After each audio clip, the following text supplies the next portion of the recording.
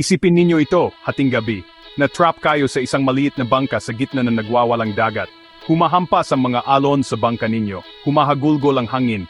Binibiyak ng kidlat ang langit. Lahat sa loob ninyo ay sumisigaw, hindi ako ligtas. Ganyan na ganyan ang sitwasyon ng mga alagad. Pagod, basang-basa at takot na takot. Bigla, sa gitna ng bagyo, may nakita silang imposible isang tao, kalmado tulad ng bukang liwayway, naglalakad sa tubig. Si Jesus ito. Hindi siya tumatakbo mula sa mga alon. Diretso siyang naglalakad sa gitna ng gulo.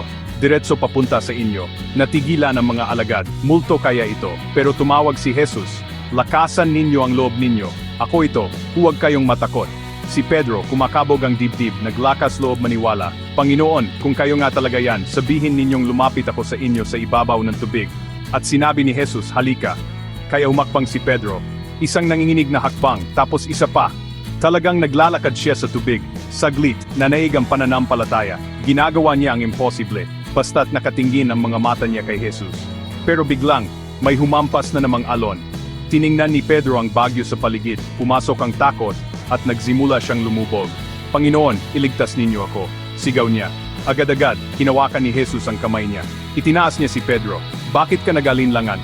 Tanong ni Jesus. At magkasama, naglakad sila pabalik sa bangka. Ito ang natutunan ko sa kwentong ito. Ang buhay ay nagdadala ng mga bagyo sa ating lahat. Totoo ang takot.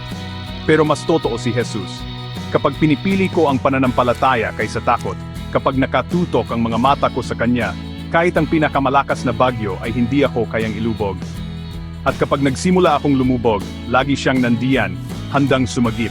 Kaya anumang bagyo ang kinakaharap ninyo, tandaan ninyo ang pananampalataya ay hindi kawalan ng takot. Ito'y paglakad papunta kay Jesus, isang hakbang bawat sandali, kahit na natatakot ka. Magtiwala kayo sa Kanya. Hindi kayo nag-isa sa bagyo.